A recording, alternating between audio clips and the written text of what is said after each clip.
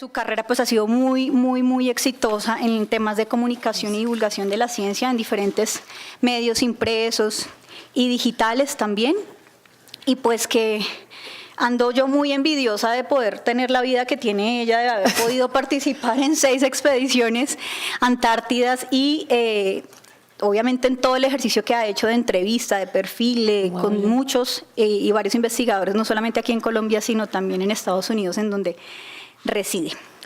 La idea de este taller, como nos lo planteamos nosotros en el Banco de la República, sí es, como les digo, entregarles herramientas a ustedes para que después de que abandonen estas 2 sesiones de talleres, estos dos días, puedan decir que tienen herramientas para seguir produciendo lo que están produciendo.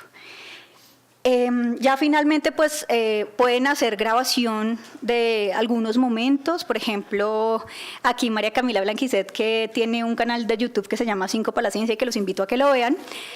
Ella va a hacer un cubrimiento y va a estar pues tuiteando cositas, entonces todos lo pueden hacer sin problema. La única recomendación es comentámonos en tendencia y hagamos el retweet con @banrepcultural. Esa es como la comunicación.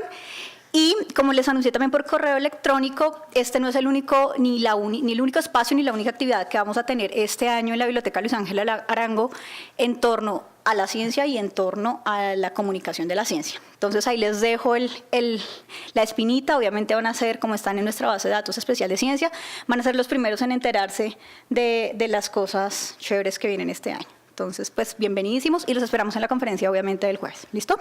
Gracias a todos. Qué rico que estén acá, qué rico, gracias por el interés. Yo creo que algunas caras las conozco, que hemos estado en expediciones, creo que tengo algunas personas que estuvieron en los Andes en un taller que dictamos, van a encontrar un par de cosas familiares porque pues naturalmente muchos de los ejemplos son parecidos. Y ¿cómo están?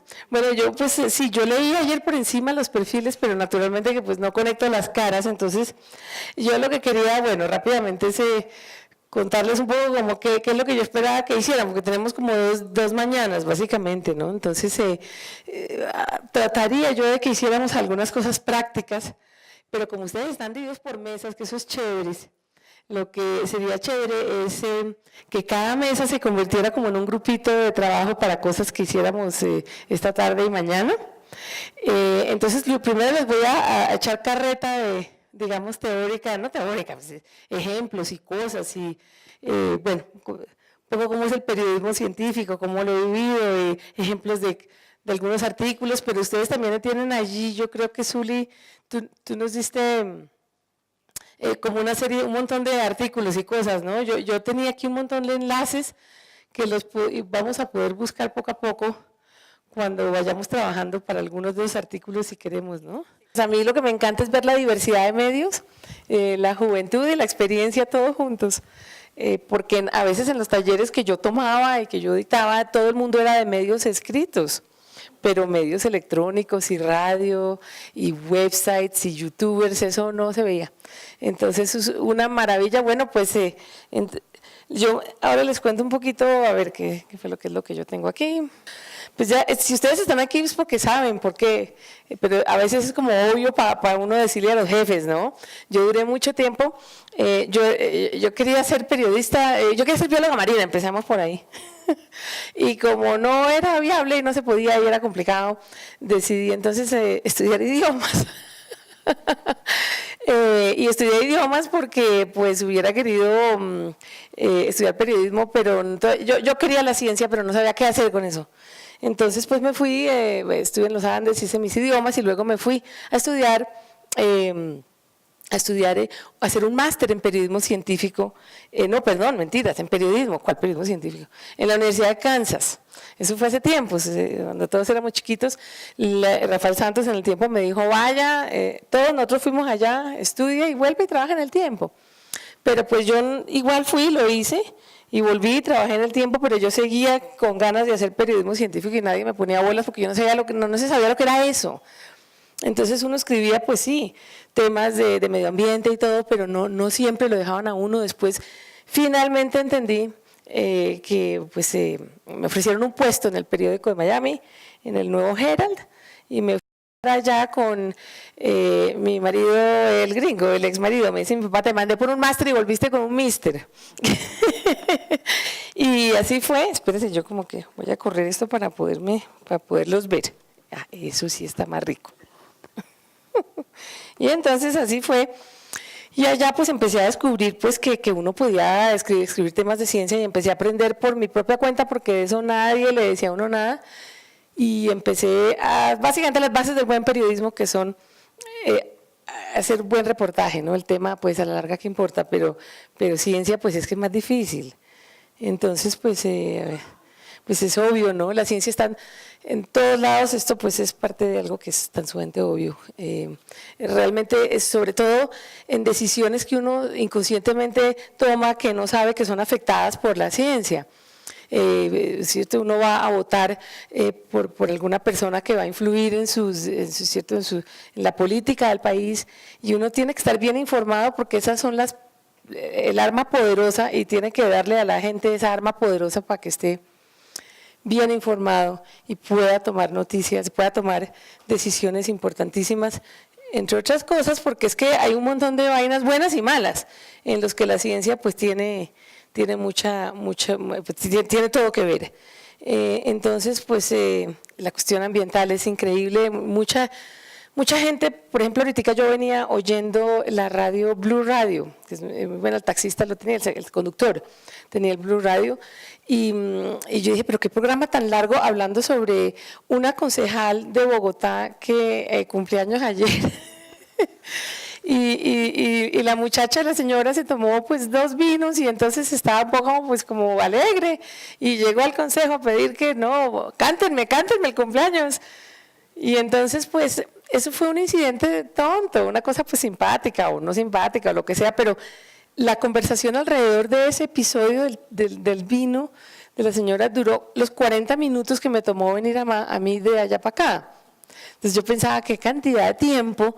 Qué lástima, es importante la política, pero en Colombia somos muy políticos y somos buenísimos en política, pero qué rico es poder tener alguno de estos programas de radio influyentes que le dedique más tiempo de vez en cuando. Yo digo que yo le pediría a Julio Sánchez o alguno de estos maravillosos periodistas, ¿por qué no nos dan media horita al mes para hablar solo de ciencia en horario fuerte? No, porque es que pues en una ocasión yo hace tiempo le vendí alguna gana de televisión.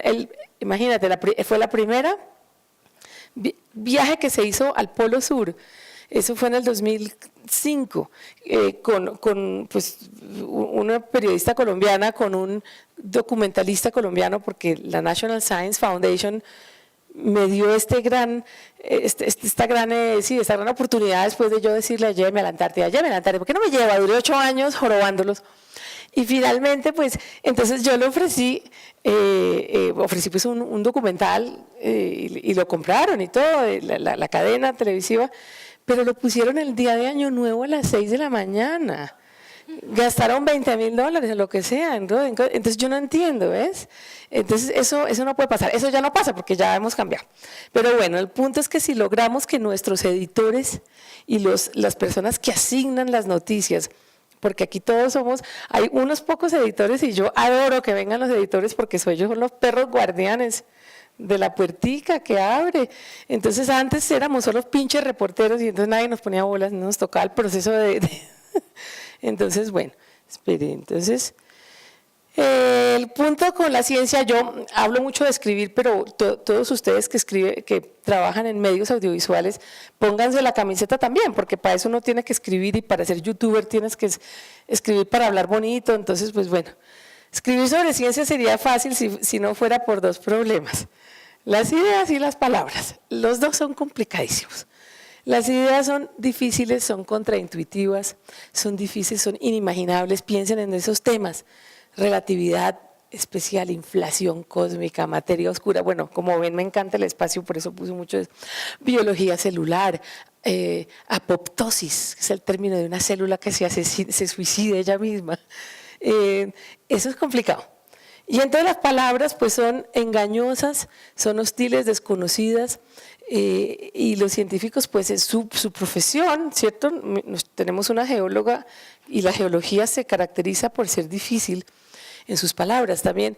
Entonces ellos, pues ellos tienen que trabajar así, de esa manera, pero entonces necesitamos nosotros los periodistas tenemos que recoger todo esto y ponerlo pues de una forma que lo podamos entender. Por eso es que dice el editor de Nature que la ciencia tiene un problema de relaciones públicas. Y eso pues, yo soy muy optimista, yo pienso que las cosas van mejorando mucho cada vez más. Pienso que el solo hecho de que estemos aquí reunidos todos nosotros y que haya habido un interés enorme, ya eso habla a gritos del interés que ha habido, porque como les decía yo antes, estas reuniones eran de una mesa y además no, eran en un café. Entonces, pero pues una cosa es estar interesado en hacerlo y otra cosa pues tenemos que realmente ponernos a hacerlo bien porque no es nada fácil. Pues bueno, yo digo que es mi obsesión, mi magnífica obsesión la ciencia, porque pues por todos lados hay cosas importantes, interesantes, chiquitas y grandes fuera de este mundo y sobre todo a plataformas, dárselas a plataformas, a los distintos lectores en todas las plataformas que uno tenga.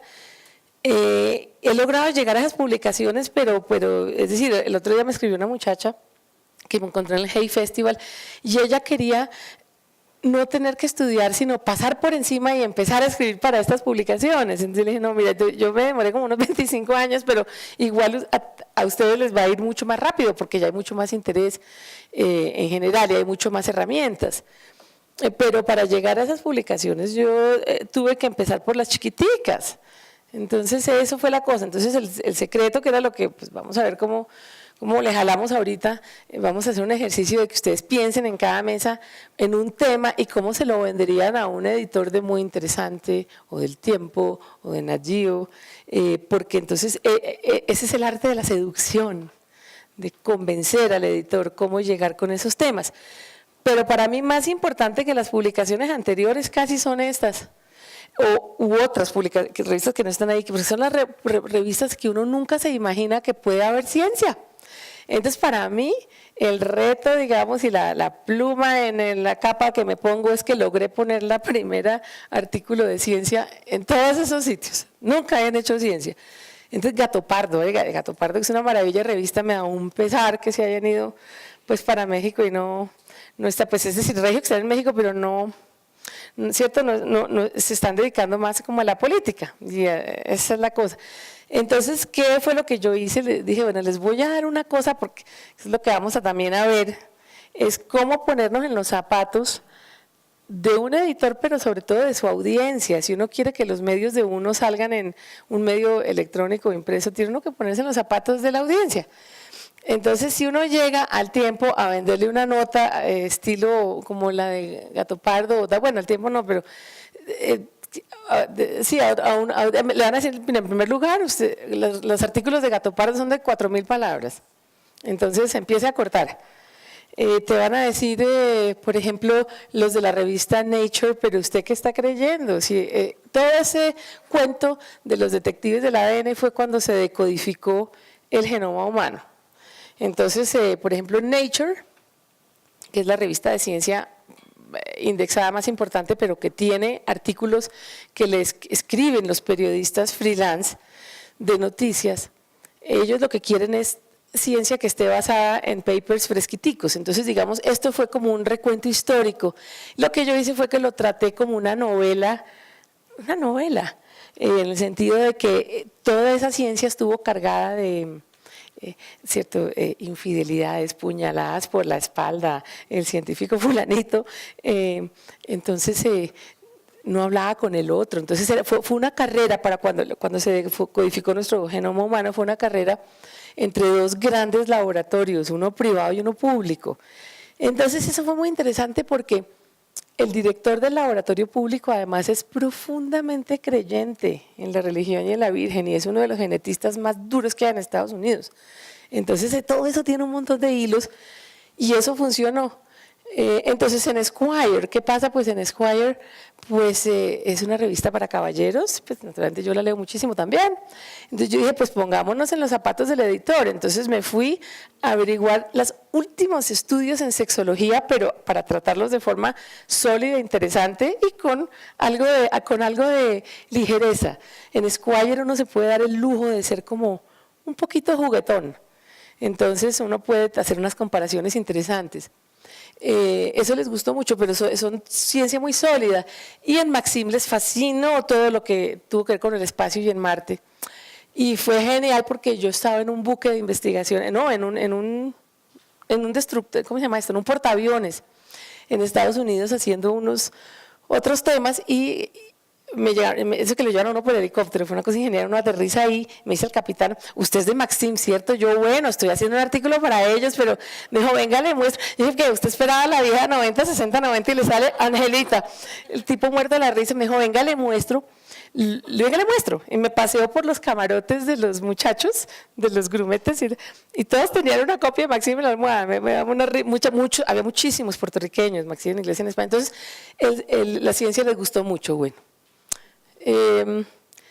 De allí la otra cosa que pues yo creo que uno tiene que pensar es pensar también localmente, ¿cierto? Entonces, pues yo ando por ahí, pienso siempre cómo destaco la ciencia colombiana y ciencia que no sale mucho en las noticias de manera muy sólida. Mucha de nuestra ciencia sale como involucrada como con la parte política.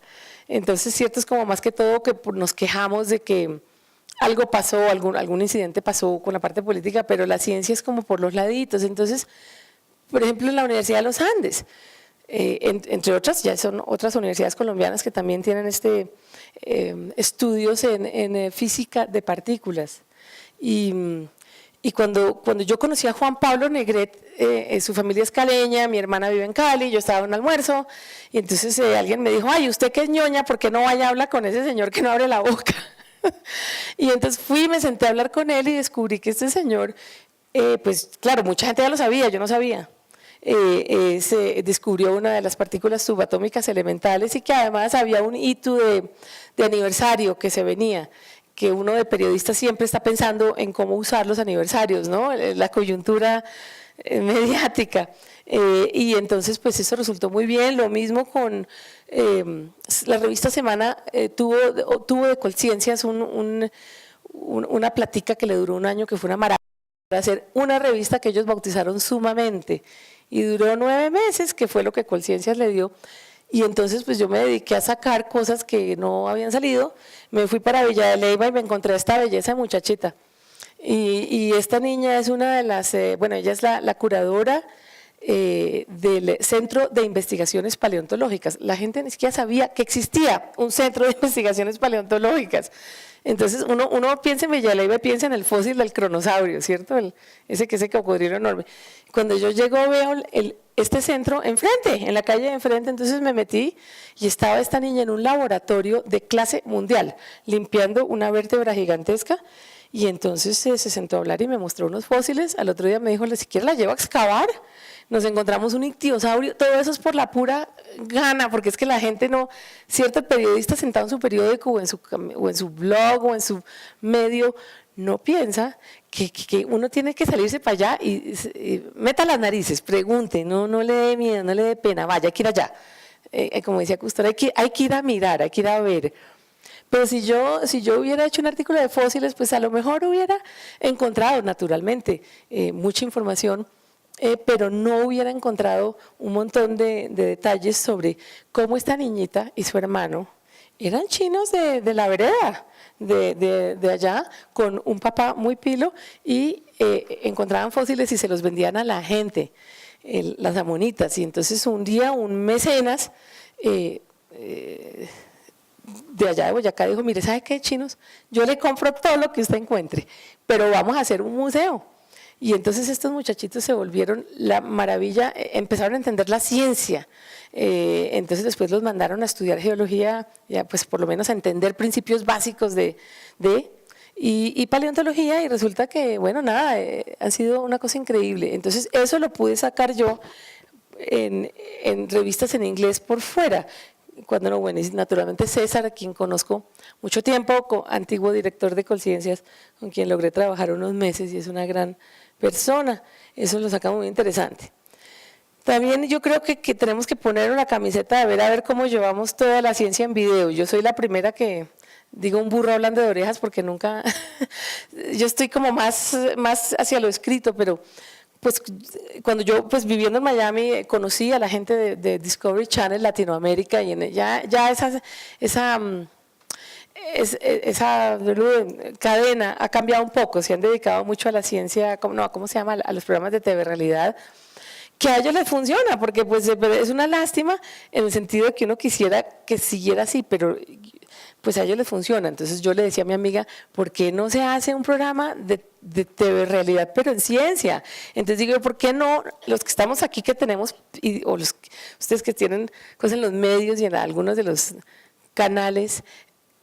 Ayer yo estaba mirando el programa de la moda, ¿cierto? Que hay una TV Realidad de un programa de moda que te escogen, como hacen en Estados Unidos, y tiene muchos seguidores. ¿Y qué pasa si uno se hace un programa de TV Realidad de tal manera que las personas que están allí son estudiantes de ciencia y esas personas tienen que competir por ver qué observaciones hacen en un telescopio, cosas así, no sé, cosas interesantes, competir por ver qué se puede encontrar en una excavación paleontológica. Tírelos allá en Villa de Leyva y diga, bueno, a ver, primero que haga esto, ¿ves? Eso es lo que tenemos que hacer, tenemos que ponerle a la ciencia el chip de todo lo otro que hacemos chévere, ya que a la gente le encanta.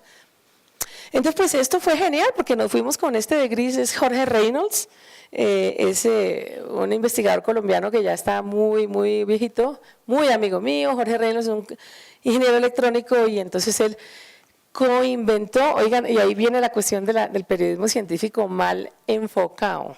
Reynolds, a quien amo con todo el alma, él coinventó el marcapasos de implantación externa. Es decir, él tenía unos cables que iban atados a una batería de carro Willys, que eso se lo jalaba un muchachito, y esos cables se los insertaron a un curita ecuatoriano. El curita vivió como 9 años más, aunque él se desgonzaba cuando el monaguillo se le olvidaba prender la batería. Bueno, el caso es que eso es implantación externa. Después vinieron los ingleses y adaptaron eso a implantación interna. Entonces, claro que Jorge ayudó y fue coinventor, pero nosotros en los medios, ahí mismo oímos un boletín de prensa y ahí mismo saltamos a la conclusión de que Jorge Reynolds es el inventor del marcapasos chiquitico. Él es el gran artífice de todo eso, pero en realidad, de verdad, él fue coinventor. Entonces, sí, estas son cositas que no son exactas. El punto es que en ese submarino pues fue una maravilla porque fuimos a estudiar el corazón de la ballena y fue una cosa que gustó mucho.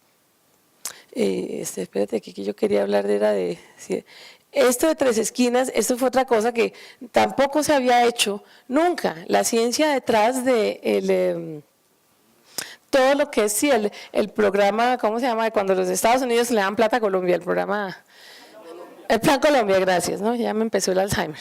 Entonces contacté y molesté y fregué y toqué puertas y me encontré con el general Pizarro, que era el comandante de la Fuerza Tarea Conjunta del Sur, y le dije, mire, yo quiero hacer una vaina para radio, para la National Public Radio, sobre cuál es el impacto ambiental de la narcoguerrilla, punto. Entonces me dijo, pero sentémonos en la oficina. Le dije, general, a ver, sentémonos en la oficina, yo necesito ir allá con usted, necesito grabar las aspas del helicóptero, necesito grabarlo todo en radio, en sonidos, que es otra cosa que no se hace aquí, que tenemos que hacer más. Contar los cuentos completamente a base de sonidos y que los sonidos describan la escena igual que lo hace una cámara. Entonces cuando yo hice esto, fue un caso porque fue mi primera programa para ellos, entonces yo no sabía, yo cogí el micrófono, me compré una grabadora buenísima, así mejor dicho como 25 cuotas mensuales, yo Dios mío, yo con esta vaina, y entonces lo hice bien en cuanto a grabar, pero después me di cuenta, estábamos en el helicóptero y estábamos a punto de despegar de la base de Florencia para ir a Tres Esquinas, y me di cuenta y dije, ay Dios mío, la lección número 1 que me dieron. Hay que grabar la secuencia desde el principio. Y entonces yo no grabé la secuencia de cuando las aspas del helicóptero comenzaron a prenderse por orden del general. Entonces le dije, general, qué pena, ¿podemos volver a empezar? Qué tipo tan buena onda. Apagó el helicóptero, se volvió todo el mundo a bajar. Bueno, Angelita, todo el mundo viendo. Yo decía, general, qué pena. Pero mira, a uno le tocaba era desde que él salía de la oficina y uno grabando los pasos. General, ¿a dónde vamos? Y entonces el tipo, bueno, sí, comandante, prenda la hélice, todo eso tiene que estar grabado, si no los gringos te lo devuelven. Entonces fue apabullante y fue importante y fue muy asustador porque íbamos con 2 helicópteros abiertos, yo iba filmando ahí, grabando, y en un momento dado en 3 esquinas me hicieron meterme ese helicóptero sin explicaciones, ya habían pasado 4 horas del tour, y me devolvieron para Florencia y resulta que es que la guerrilla se había bajado al helicóptero que iba enfrente a nosotros. Entonces yo tenía grabado eso en video, en filme, todo, no, me quitaron todo. Porque pues claro, me decía general, tengo que ir a ver qué pasó con mis helicópteros y a destruirlo.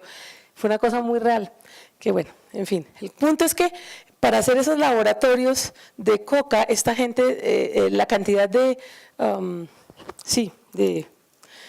barriles de químicos que echaban al Amazonas era increíble. Entonces, eso de National Public Radio fue muy exitoso porque hice 3. Estuve en Ecopetrol, en Caño Limón Coveñas, y aquí en Bogotá en Ecopetrol, en la parte donde en el centro nervioso de operaciones. Entonces, eso es un mundo rico en sonidos para ustedes que hacen radio. Todos estos sonidos que producen las comunicaciones entre los oleoductos y qué pasa. Entonces les pedí que hicieran una simulación de cuando hubo un estallido y eso quedó espectacular. Eso lo pusieron después en inglés y quedó muy bien. Bueno, luego entonces, para no seguir molestando y empezar allá en materia, pues la expedición científica Antártica colombiana, pues resultó porque el que fue de almirante de la Armada me llamó porque pues yo había estado pues allá en Estados Unidos en el Polo Sur después de golpearle 8 años a la National Science Foundation. Es decir, lo que quiero decirles con esto es que hay muchas oportunidades y opciones para los periodistas de ciencia. Yo diría que hay más que para los periodistas que cubren política, moda o, bueno, tal vez los de deportes tienen. Porque es que la ciencia es muy sobada, muy difícil de vender. Dios mío, la ciencia es difícil de vender. Entonces, claro, las entidades que hacen ciencia, los gobiernos les interesa entrenarnos. Entonces hay un juego de oportunidades que ahora les voy a ir contando. Entonces, después de que la National Science Foundation anunció todos los años, llevan un periodista al año. Entonces yo empecé y a los 8 años siempre me decían, Angelita, qué pena, hoy llevamos a National Geographic o a Astronomy o a Wired. Y un día monté en Colera, estaba yo en Estados Unidos pasando por la estación del metro donde yo me quedo en Washington, es donde está la National Science Foundation, y me subí a la oficina de asuntos polares y le dije, Peter, ¿se acuerda de mí? usted es la que siempre le dice que no.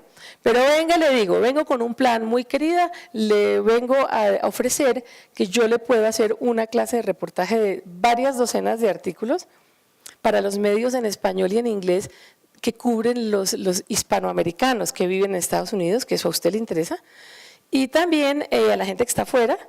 Y entonces le quedó como sorprendido, me dijo, ay, no lo había pensado desde ese ángulo, yo pensé que tú ibas a escribir pues ahí en alguna parte de Miami. Le dije, no, eso es una cosa muy grande.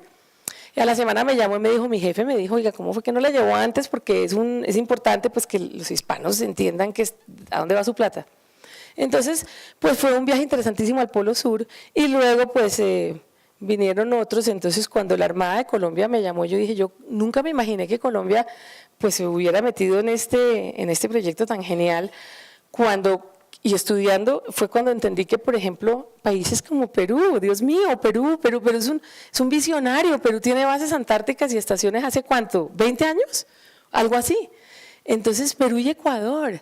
Entonces, Colombia, pues por la cuestión de nuestros problemas internos, no habíamos podido mirar más allá porque la Antártica realmente es un lugar, ante todo, ese táctico, es estratégico, es un lugar donde la geopolítica mundial Y la ciencia, no quiero decir que la ciencia es una excusa, la ciencia es el conducto para que la geopolítica esté en la Antártica, para que los países quieran ir allá, porque es como la luna de todas las naciones, eso nos pertenece a todos. Entonces, ¿qué pasa? Que eso lo entiende muy bien la Armada, lo entiende muy bien estas personas, ¿cierto? Pero uno como periodista me decía el almirante Durán: mire, Ángela, mi problema es que cada vez que yo digo que quiero llevar un buque a la Antártica, entonces pues todo el mundo me salta encima. ¿Cómo se va a gastar la Armada colombiana no sé cuántos millones de pesos en gasolina para llevar una unidad de guerra de abajo? ¿Y qué van a hacer? Que se les perdió allá, el club naval, todo eso. Entonces los almirantes peruanos me decían: usted tranquilo, a nosotros nos pasó lo mismo, pero eso va cambiando. Y incluso todavía en Perú y en Ecuador hay gente que no les interesa y no entienden eso de a mucho. Pero es una cosa importantísima, porque ante todo la Antártica es donde se trabaja con la ciencia de grandes ligas, la ciencia más importante del globo, y eso es importante para nuestros investigadores de nuestras universidades, que se puedan empezar a meter con estos programas de clase mundial, porque además la Antártica tiene algo muy bonito, y es que une a los países que yo no creo que esto vaya a durar para siempre, mientras se nos derrite, pero por ahora los países que ahí en el norte se dan en la torre porque se caen gordos y no se pueden ni ver, allá abajo se apoyan como si fueran los hermanos más queridos del mundo. Si hay un accidente, nunca nadie te va a pedir ni una explicación, ni un peso. He visto accidentes en un buque uruguayo, por ejemplo, que alguien se partió un pie, algo espantoso. Intervinieron 7 países en 20 horas para llevar a esa persona a salvo a Nueva Zelanda. Y esto fue una cosa increíble, es lo que pasó allá. Entonces, en ciencia, por ejemplo, todos estos países antárticos le han ayudado a Colombia, porque somos los primeros llegados, ¿cierto? Los bebés no, ahí nada, no tenemos ni idea. La mitad de estos tripulantes de la Armada son de la costa atlántica, entonces ellos viven entre la palmera, no saben lo que es un pingüino. No, entonces hubo que empezar a aprenderles, enseñarles cómo vestirse, qué era la cosa, y a los investigadores también. Muchos investigadores, por ejemplo, de la Universidad del Norte, del INVEMAR, esa primera expedición, ¿cierto? Cada vez son más, ya saben ellos que ya llevamos 5. En este momento la 5ª expedición está regresando el 25 de febrero, ahorita están en Valparaíso, ya devolviéndose. Entonces es muy interesante pues ver, porque la ciencia que ellos hacen, todos ustedes aquí presentes pueden optar a ir en estas expediciones. Porque lo que quiere la Armada y lo que quiere la Comisión Colombiana del Océano es que Colombia entienda y acepte, pues, cierto, por los distintos medios, por qué vamos allá. Entonces, ¿qué pasa? Que los gringos, los mismos peruanos y ecuatorianos comienzan su expedición pues en su país, ¿no? Y bajan, pero queda por fuera todo lo de arriba. Entonces Colombia ha llenado este espacio vacío un poquitico haciendo mediciones oceanográficas desde que sale de Cartagena, cruzamos el canal de Panamá y empiezan a hacer lo que llaman estaciones oceanográficas. ¿Qué es eso? Se baja esta roseta, que es como el caballo de trabajo de los oceanógrafos. Ellos recogen agua y recogen cierto plancton y cositas, y empiezan a ver a diferentes profundidades qué está pasando con las masas de agua que se derriten de la Antártica y que vienen a profundidad, pero al derretirse el hielo cambia la química, entonces esas masas de agua a veces vienen a distintas profundidades y eso impacta directamente, pues, por ejemplo, las pesquerías del Perú. Es decir, por favor, todo ese anchoas del Perú, eso tiene directamente que ver con la Antártica. Aquí en Colombia esa corriente es más débil, pero igual parece que se hunde muy profundo. Eso lo estamos empezando a averiguar, qué está pasando con las mareas de la Antártica, con los tsunamis que tienen que ver. Bueno, entonces todo eso tiene que ver con si se nos inunda o no se nos inunda esto por acá. Tiene que ver con cosas como el clima los departamentos del interior del país. Todo eso son hijos y nietos de la Antártica, que es el papá del aire acondicionado del planeta, entre otras muchas cosas. Entonces, pues eso fue genial, entonces pues haber podido hacer eso, pero la Antártica yo creo que es una buena excusa para uno tratar ciencia de forma redonda. Por ejemplo, a mí me encantaría ver un enlace entre los programas antárticos peruano, ecuatoriano y colombiano en medios. Así que vaya inventando qué va a hacer. En medios. Ellos llevan, el buque tiene, ay, pero ¿por qué eso se mueve? El buque tiene, sí, capacidad como para 90 y pico personas y de los cuales como 30 son investigadores y de los cuales algunos a veces llevan hasta 5 personas bueno, ¿cierto? Eso es eso, entonces, bueno, pero la otra aventura que ustedes pueden también ir pensando es en los libros. Los libros le calan mucho a la gente. Ahorita en el Festival Hey estoy feliz porque vi que, no necesariamente por primera vez, pero cada vez ha habido más y más atención a los libros de ciencia en el Hey. A ver, el Hey es los Óscares. Entonces, la directora del Hey, yo le dije, mira, pero a ver, invitaron a un físico español genial, un físico cuántico, que acaba de sacar un libro muy chévere. Entonces yo le dije, mira, tú no me has preguntado, pero me voy a meter a sugerirte autores interesantísimos de América Latina que tienen libros de ficción y de no ficción con temas de ciencia para que los invite para otro año, y se puso feliz. Entonces, cuando estaba yo en el avión embarcándome, me llegó un email de un escritor, Julio Álvarez, yo soy malísima para los nombres, bueno, y está escribiendo un libro que se llama Agua, y es un libro de ciencia ficción, pero me dijo, necesito el apoyo de la ciencia y necesito que tú me colabores apoyándome con la ciencia del agua. Entonces, a mí me está saliendo otra carrera, otro trabajo, que es ser asesora de cine y de literatura en temas de ciencia para la gente que está empezando. Ya aquí en la universidad en Medellín hay un par de muchachos que están embarcándose en una película de ciencia ficción sobre universos paralelos. Entonces tenían un guión y empezaron con el guión y yo vi el guión, yo les dije, ustedes no están en nada, esta vaina, a ver, se van a reír, van a quedar como un cuero. Porque la ciencia, nada que ver. El triángulo amoroso de los dos muchachos y la niña, lindo, pero ellos quieren que ese triángulo amoroso continúe en el otro universo paralelo. Entonces, claro, ellos creían que uno podía, en ciencia ficción todo es posible, pero ¿cierto? Pasar de un universo paralelo al otro, quizás a través de una tormenta eléctrica. Le dije, no, de eso no va. Entonces, ¿qué hice yo? Me llamé a Jorge Zuluaga, que es un gran, muy amigo mío, divulgador y astrónomo, y hicimos una conferencia por Skype y nos hemos craneado unas vainas geniales. Entonces, di tú, por ejemplo, lo que hicieron en la película Interestelar.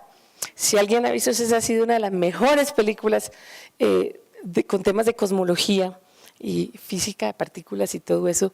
¿Y qué es lo que yo digo? Qué delicia que Colombia, y yo estoy feliz de que Colombia haya alguien que esté pensando en hacer películas que no sean de ese tema que me tiene a mí el gorro, que es el narcotráfico y la guerrilla. Ya, no más, enough, suficiente, ya. Cambiemos de tema, pongámosle la otra cara al disco. ¿Por qué no se puede hacer aquí una cosa bien chévere de ciencia que no tenga nada que ver con eso? Bueno, si quiere uno meterle, pues quizás algún científico que esté descifrando el genoma de la coca, pero ya, eso también estrellado. Entonces, pero eso tenemos que empezar a ponernos en ese, ¿cierto? Vean las películas que hace Chile, no, pero películas con temas de ciencia. Eso para mí es el futuro. El otro futuro es es la ciencia para los chiquitos, para los niños. Entonces yo empecé con Planeta, que fue un apoyo impresionante, esta serie que se llama Juntos en la Aventura. Fíjense lo chistoso, la serie se llamaba Los Aventureros de la Ciencia, al principio. Y entonces yo llegaba a los colegios y a los lugares y a las personas y a los profesores y todo el mundo se moría del susto cuando uno les decía que ciencia, la palabra ciencia asustaba. Ya no. Entonces me tocó cambiarle el nombre a Juntos en la Aventura. Entonces cada uno de esos 8 títulos, van a ser 15, trata sobre un tema que yo he cubierto, pero que como periodista en los últimos 20 años o lo que sea. Pero ¿qué pasa? Que toda la ciencia es interdisciplinaria. Entonces, si uno quiere cubrir oceanografía, más le vale como periodista saber de física, de química, de climatología, de geología. Entonces, en esos libros los niños aprenden un poquito, ¿ves? Porque cuando uno escribe algo, es como decía García Márquez, que era lo que decía, que antes de él escribir una página leía 100. Es tal cual, es lo que me pasa a mí. Entonces, estos libros han sido bonitos porque son novelas de 200 pico páginas para niñitos de entre 9 y 13 o 8 y 14, lo que sea, ¿no? Porque Planeta Lector es un brazo de Planeta que se dedica a llevar los libros específicamente a los colegios, se los presenta a los profesores y los profesores los han acogido como material complementario. Es genial porque es de literatura, los chinos leen, se embullan a leer, y de ciencia. Entonces me encanta porque recibo estos emails de biólogos, de profesores de colegios de biología, de física, que usan los libros pues para que sus estudiantes lean y se aprendan y se entretengan. Entonces ese es un nicho que está un poco vacío, y más vacío en América Latina. Entonces hasta el punto de que los acabamos de poner, pues que yo no puedo creer la dicha, están en mandarín, los pusieron en la China. Es una cosa increíble. Pero todo eso vuelve a la raíz de nuestra cosa de hoy, pues, y es ir a la fuente original de las personas que hacen la ciencia y no comerle el cuento solo a los que dicen, ¿cierto?, al correo de las brujas. El caso es que este fue uno de mis primeros libros, Los detectives del ADN, y el reto para mí era que los niñitos entendieran cómo genética a un chino de 8 años. Entonces yo dije, bueno. Entonces me inventé un cuento, que yo digo que a los niños hay que darles y a la gente lo que les gusta en la plataforma que les gusta. Es como darte una ensalada de brócoli, pero entonces póngale papitas y quesito encima para el pobre niñito. Entonces, lo mismo a los lectores mayores. Quizás a esos lectores mayores les gusta también la historia. A la señora que se está lijando las uñas en la peluquería, de golpe a esa señora pues también le interesa algo sobre la ciencia detrás del pintalabios, cosas así. Pero entonces, en general, hay que tratar de acomodar un poco. A estos niños les me inventé que existía una yegua de carreras en un hipódromo con un corazón gigantesco, porque eso ha existido, y los estudios de la genética de esa yegua, pero esto va paralelo a la carrera del genoma humano, y este ratoncito está basado en un ratoncito que a mí me regalaron de verdad en un laboratorio. Es un ratoncito que le hicieron, es una prueba de concepto, lo diseñaron genéticamente para que tuviera las orejitas y la cola y el hocico verdes cuando uno lo mira con luz ultravioleta. Y esto pues, es una técnica muy interesante que usan en laboratorio, pero el ratoncito fue para decirle a la gente, entonces me lo regalaron a mí, el ratoncito. Yo tuve un ratoncito como 4 años en la casa, y genial. Y luego entonces en el libro se lo doy a mi personaje, y después pues es una belleza ver esta vaina en mandarín. Si todavía no he tenido feedback de los niñitos, lo leen en una escuela que se llama, en una ciudad que salió en revista Semana hace poquito, se llama Harbin, porque resulta que la editora de esos libros conoció a mi editor de Derechos Internacionales de Planeta, Gabriel Nieto, que es una maravilla persona, y se pusieron a hablar y la señora hablaba español. Entonces, casualidad, él tenía mis libros otros en español en la mano y le gustó y dijo, bueno, vamos a hacer la prueba. Y es un proyecto parecido al de Planeta Lector, en que eso van a los colegios, pero genial. Yo decía, pero ¿dónde está mi nombre? ¿Dónde está mi nombre? Tocó hasta preguntar. Muy divertido, muy bonito. Bueno, entonces uno va a los colegios y mantener a 600 chinitos de esa edad quietos, yo creo que eso ha sido lo más difícil que he hecho en mi vida. Entonces empecé a contarles todo el detrás de cámaras de Los detectives del ADN y toda esa vaina, otros libros, y los niños estaban realmente poniendo atención, y al cabo esta vaina duró 1 hora y media, y estos muchachitos después en un momento dado que empezaron a hablar del espacio, y empezaron a hablar del espacio y el medio ambiente, y el espacio y el medio ambiente y Colombia, y bueno, esos son. Y entonces al cabo de tantos años, porque esto ya fue en el 2004, algunos de estos niños de varios de estos colegios, es un colegio que se llama el Don Bosco, no muy lejos de... estos niños, tengo algunos que se han convertido en biólogos, entonces me escriben y me dicen, ¿te acuerdas de mí? Yo era la niña de gafas que se sentaba enfrente.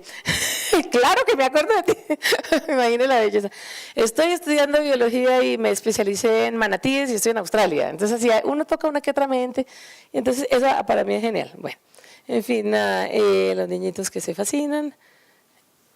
Y entonces, lo que yo quería que conversáramos, no sé si tirarnos el tiempo en esto ahora o más tarde, es pensar cómo ustedes ven la comunicación en su experiencia, qué han notado, qué ven, qué les parece que la cosa está bien o está mal, o no se han puesto a leer mucho, o cómo ven la cosa.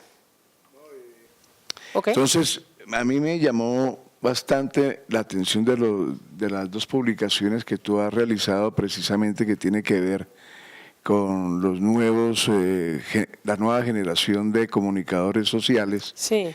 Es precisamente el tema de la investigación y la ciencia. Las nuevas generaciones, pues lógicamente vienen con otro chip diferente a nuestra generación, que es el del libro, el de la revista, el del periódico impreso. Nos gusta palpar. Sí. A mí me cuesta mucho trabajo leer el tiempo, por ejemplo, en mi celular o en mi computador. Sí. ¿Sí? Me gusta palpar el papel, oler a tinto. Entonces, para mí sí es muy importante dentro de la cátedra, del alma mater de mi universidad, en el cual ya una vez te quiero invitar. Okay.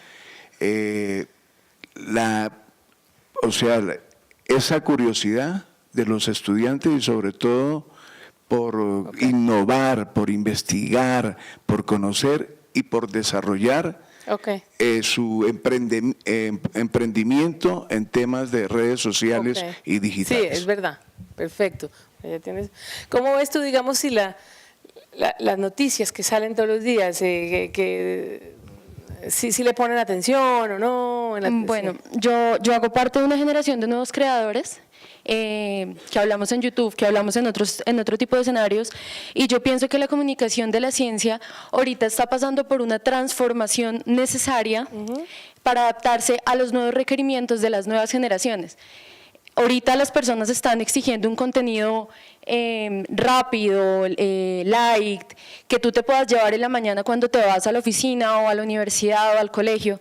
Entonces pienso que el tema de las noticias que mencionas, las personas lo están viendo de una manera rápida, sencilla, en los nuevos medios de comunicación. Incluso me llama mucho la atención el tema de las historias en Instagram, de las historias en Facebook, ahorita YouTube creo que también saco historias. Las historias son una manera, para mí las historias son como un mini periódico, son como un mini periódico que tiene varios escenarios. Yo me informo por historias todos los días, creo que la mayoría de personas de mi generación y de mi edad se informan por las historias de los nuevos medios de comunicación. Entonces para mí, yo pienso que eso es un reto, los comunicadores que decidimos meternos en el campo de la ciencia y que decidimos apostarle a que las nuevas generaciones entiendan y conozcan que el campo de la ciencia pues no es tan harto ni tan aburrido como nos lo han planteado. Pienso que ese es el reto. Yo leía uno de tus publicaciones en la revista de la UNAM acerca de la proteína fluorescente. Por ejemplo, me parecía muy interesante como el tono como medio estilístico, literario que le ponías al asunto. El reto sería transformar una historia tan importante como estas, de tanta importancia a nivel mundial, en un producto que quepa en una historia de Instagram o en un producto que quepa en una historia de YouTube y que las personas digan, vea, pasó esto y me voy a trabajar con esta información y se la comento a las personas que conozco. Pues ya tienen trabajo para más tarde, sí, exactamente. Nuevos medios es importante. Eso es como atacar el cambio climático. Hay que darle por todos lados con todo, pero definitivamente hay que darle, y por aquí teníamos, sí. Yo creo que el reto está también en no subestimar al lector, no pensar que el lector no lee cosas largas, que no lee cosas que tengan un poco más de profundidad porque estamos en una nueva era, sino es aprovechar esas herramientas para darles contenido de calidad, que si bien una historia sirve, claro que funciona, pero es un complemento de algo que tiene como un poco más de profundidad, porque sí me he dado cuenta que últimamente estamos subestimando mucho al lector un poco con el tema de las redes y eso, pero creo que los números también evidencian que cuando sacamos un especial en un medio importante o bueno, un medio de comunicación, que muestre cosas distintas, que ponga al lector a interactuar con su contenido, que realmente lo enganche, eso realmente es un contenido de valor que da de qué hablar y también al lector le estamos aportando y no lo estamos subestimando. Las historias, por ejemplo,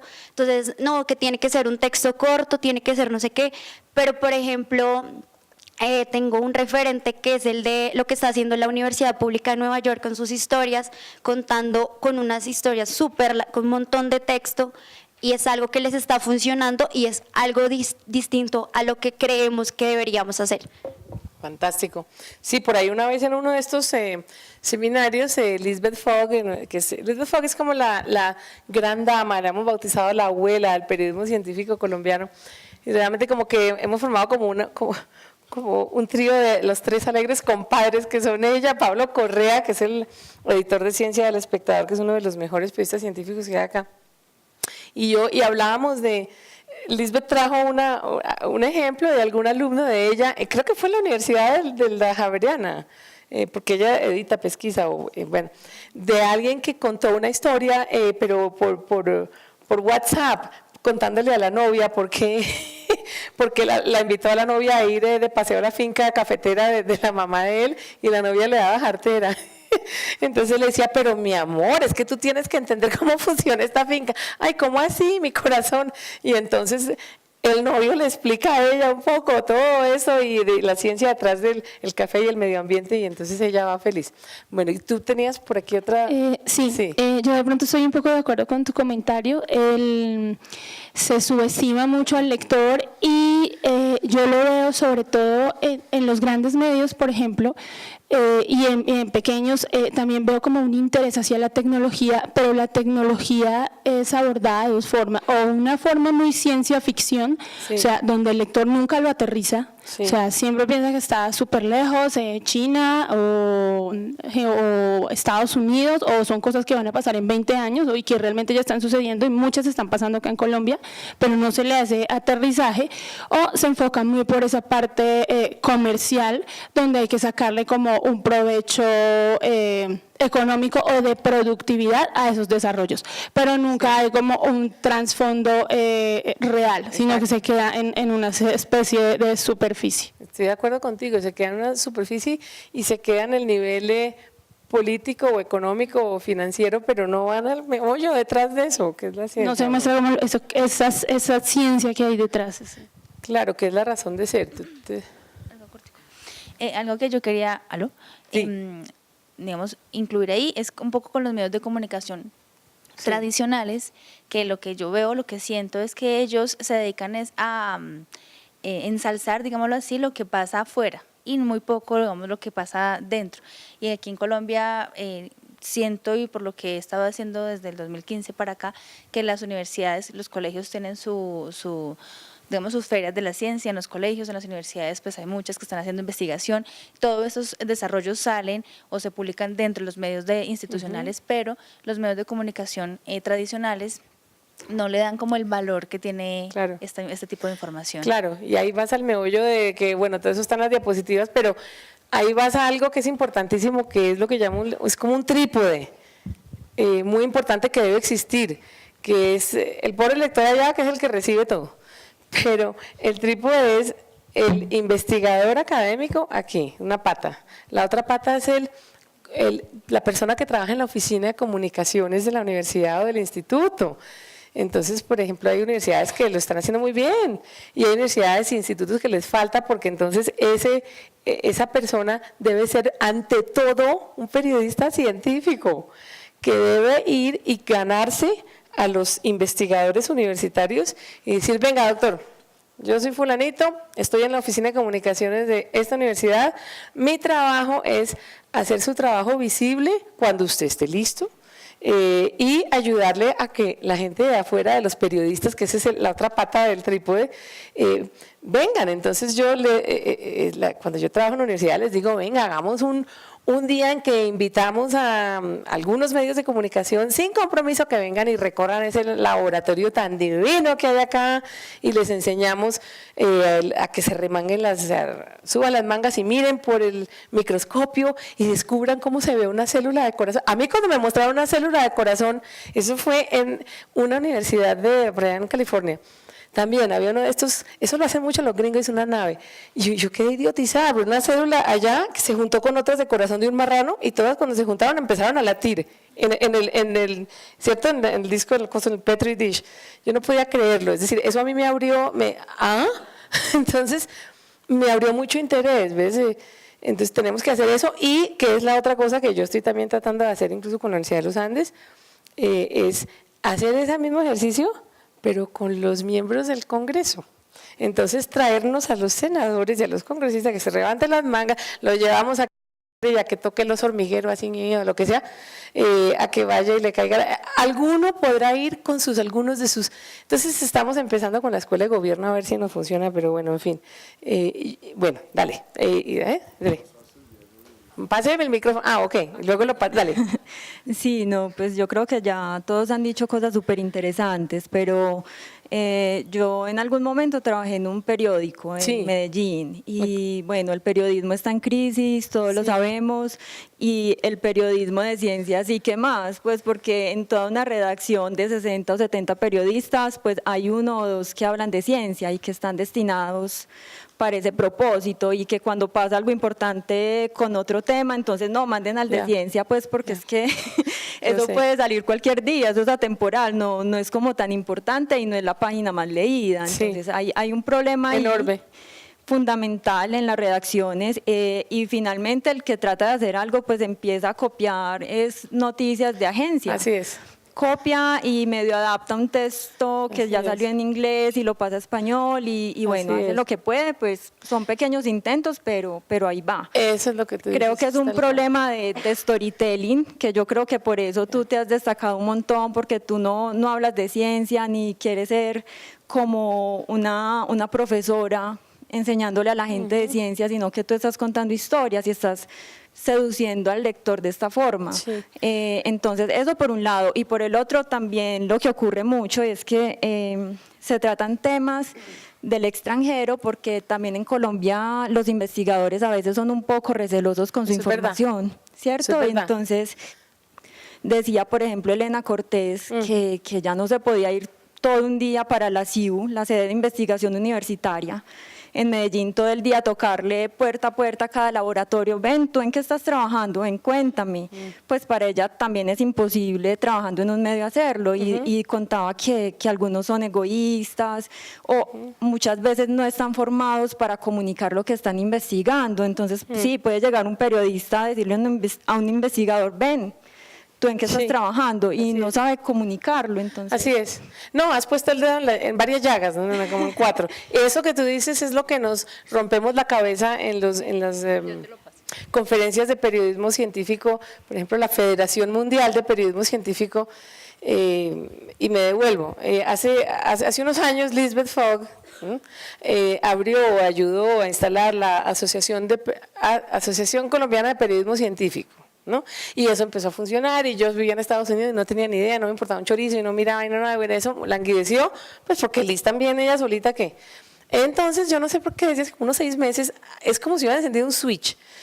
Y yo hablé con alguien le habló con alguien más, y como que está allí Jimena Serrano, es una maravilla, que es la que está actuando como presidenta, y no sé cómo pasó, pero en 2 meses tenemos como 60 miembros, durante mucho tiempo tuvimos 4. Entonces, claro, ¿qué pasa? Que aquí viene la división de periodistas, los periodistas científicos ungidos de América Latina y de Europa, dicen, pero es que ustedes no pueden tener una asociación de periodismo científico que tenga otras personas, digamos, comunicadores de universidad o estudiantes. Yo dije, no, me vale la pena, Colombia es un país chiquito y nuestra profesión todavía es bebé. Yo sí creo que debemos abrirle la puerta, pues es decir, tampoco a todo el mundo, pero a alguien que sí esté realmente trabajando con eso. Entonces, pues, yo no sé cuántos sabremos en ejercicio de la profesión, póngale 15, no sé, pero el resto son todas personas que aportan en potencia, es gente genial. Entonces, ¿por qué voy para allá? Porque entonces gracias a esa asociación se han empezado a pasar cosas, porque todo el mundo aporta grano de arena, todo el mundo tiene, entonces alguien dice, ¿sabe qué? Yo tengo un contacto con Ciencias y el nuevo ministerio y mire lo que está pasando, y empiezan a darse cosas en este conversatorio magníficas. Y ahorita yo les pongo, ustedes pueden, cualquier cosa les doy el email de Jimena Serrano, nuestra presidenta, le digo que estuvimos acá y los recibimos con los brazos abiertos. Y también a nuestros miembros que no están siempre en el país, nos encanta. A mí personalmente lo haría. Entonces yo sería contenta porque es una fortaleza gigantesca, miembros académicos, bueno, nada. Y entonces gracias a eso hemos logrado que la Federación Mundial de Periodismo Científico nos ponga bolas. Ellos ¿qué es lo que hacen? Ellos acogen no miembros individuales, sino por asociaciones. Entonces, si tú, me encanta el nombre, Federación, eso es como Star Trek, la Federación Mundial, ellos escogen, sí, si no escogen, no, ellos acogen y uno paga, la federación, cada capítulo de cada país paga lo que sea, no es mucho. Y uno como miembro individual, pues que Jimena Serrano estaba al principio poniendo toda la plata de inscribirse en eso. Le dije, Jimena, pero tienen que cobrar aunque sea, no sé, $20 al año. Entonces, 60,000 pesos, lo que sea. Entonces, estamos en esas y nos vamos a ayudar mucho. Entonces, gracias a eso, la Federación, ahorita se las pongo, la Federación Mundial de Periodismo Científico hace unas conferencias que ustedes se mueren. Y esto es lo que ustedes tienen que empezar a hacer. Como ven, yo salto por todo el mapa, pero bueno, no importa, es así. Es asociarse. Vea, a mí lo que más me ayudó fue meterme a asociaciones, pero venga, le voy a mostrar esto, para que se les haga agua a la lengua, agua a la boca. Entonces, ellos lo que hacen es que tienen un jurgo de tips, ay, ¿qué es esto? No quiero. De datos, de cosas. Mire de dónde son. Gente que está en las mismas que uno en todo el planeta. Está el de África, el de la India, el de allá, y uno se reúne en estas reuniones y entonces llega el de Nepal y te dice, ay, ¿y ustedes cómo cubren terremotos? Porque en Nepal los cubrimos así. Y uno, wow, ¿no? Entonces, es una cosa increíble y cada 2 años hacen una nave de conferencia mundial, en cada país distinto. Yo me he recorrido el planeta a base de invitaciones de esta vaina. Entonces, este año es en Suiza, en Lausana. Entonces, ¿qué hacen ellos? Que el miembro, digamos, está la Asociación Colombiana, ustedes pertenecerían a la Asociación Colombiana de Periodismo Científico, ¿cierto? La de acá. Entonces ellos abren convocatorias. Tenemos convocatorias abiertas para que todo el mundo proponga paneles de temas, y si aceptamos su panel, lo llamamos a usted gratis a Suiza con todos sus panelistas, hotel, avión, comida, todo. Entonces, pues nosotros como apenas estamos comenzando, pues muchos de nuestros miembros trataron, pero no funcionó porque todavía estamos como funcionando a ciegas, y porque además cada uno de estos, cada conferencia de esas tiene un presidente distinto y cada presidente tiene sus ideas, y este es un francés muy querido, pero tiene sus ideas. Y yo, pues lo que pasa es que yo como vivo en Estados Unidos, entonces me toca, claro que a veces me voy a meter también a esta, porque me toca participar con la gringa que se llama la National Association of Science Writers, y ustedes también pueden pertenecer a esa, pero a uno lo aceptan si tiene, digamos, ya un montón de publicaciones y cosas, pero bueno, eso yo les ayudo. Pero lo importante de eso es que hay un montón en esas websites, así usted no sea miembro, usted puede abrir y a ver un jurgo de cosas. Mire, por ejemplo aquí, recursos. Entonces aquí hay un jurgo de cosas que ellos graban, de videos que han hecho importantísimos, de por ejemplo, en la conferencia pasada que fue ¿dónde fue carajos fue? En Seúl, ¿no? En San Francisco, sí, reunieron a los chachos más grandes de cómo cubrir epidemiología, las enfermedades infecciosas, todos esos tipos del gobierno gringo y todos los doctores más duros, porque eso sí llevan científicos tenaces, que además han sido periodistas algunos porque han sido directores de comunicaciones de esa vaina. Y entonces le dicen a uno, esta es la forma en que se cubre, los periodistas que cubren un brote epidemiológico, ¿qué es lo primero que hacen? Van a donde el político y el político se muere el susto y se cierra como una concha y no abre la boca. Entonces hay formas de uno sacar la información y de cómo uno trabajar con la Cruz Roja Colombiana, con los institutos de salud de acá, con el ministerio, y cómo extrapolar eso, pero son un jurgo de secreticos buenísimos allá. Entonces, eso ayuda a un jurgo. Entonces, para mí, la primera, digamos, como quien dice que consejo, entonces, está el contacto, si quieren, yo hago el puente como ustedes quieran, pero hicieron una cosa genial. Todos esos chinos se inventaron, oiga, hagamos una novena astronómica, y todo el mundo, perdón, ¿saben a qué? ¿Cómo? Entonces, claro, es alguien que tenía contactos con el planetario y trajeron astrónomos para que hablaran de la astronomía durante los días de la novena. Y eso tuvo un éxito violento. Eso es lo que tenemos que hacer. Mi primer paso sería todos meternos aquí. La otra es esta. Entonces, todo parece que fuera escrito, pero ahí también hay cabida para la gente que hace medios electrónicos naturalmente. Y la gente que hace medio ambiente también se le tiene. Ahora le digo cuál. Porque medio ambiente también está lleno de ciencia. Entonces, mire la cantidad, esta gente tiene un jurgo de becas chiquiticas. ¿Y qué pasa? Que por un tiempo todo fue Estados Unidos, pero últimamente están queriendo abrazar a gente de América Latina. Mire, esta está buenísima, una beca para diversidad. Pues ahí estamos todos, pero muy bien cuadrados. Entonces, esa es una, cómo hacerse miembro, bueno, hay un montón de cosas. Si uno, por ejemplo, necesita encontrar un tipo experto en huracanes, entonces, claro, uno de periodista en periódicos, que yo me quito el sombrero porque tienen que trabajar muy rápido, es difícil para un periodista periódico hacer eso, yo por eso escogí revistas. Pero de todas maneras, los blogs y los medios, pero eventualmente lo hacen. Por ejemplo, Pablo Correa lo ha logrado con su equipo y lo hacen muy bien. La otra asociación, bueno, a ver qué recursos hay acá. Mira, recursos para el escritor, noticias. ¿Es usted nuevo a la escritura de ciencia? Tienen además una revista buenísima. Mire, todo sobre freelancing, el mercadeo y publicar ciencia. Mejor dicho, se la conocen todas estos. Y yo estuve en la junta directiva hace tiempos, no me he metido otra vez porque la junta directiva trabaja uno como un... No, yo dije, no he trabajado jamás tanto en mi vida. Son una maravilla. Esta otra asociación es para todos, tal vez es la más Society of Environment, y todas son amigas de todas, ¿no? Environmental Journalists. Yo fui miembro fundador de eso hace tiempos y me dijeron, usted tiene que ser la embajadora en Latinoamérica y no he hecho mucho. Entonces, estos sí que tienen vainas. Estos son los periodistas ambientales, la ciencia, el medio ambiente está entre las más sobadas de todas.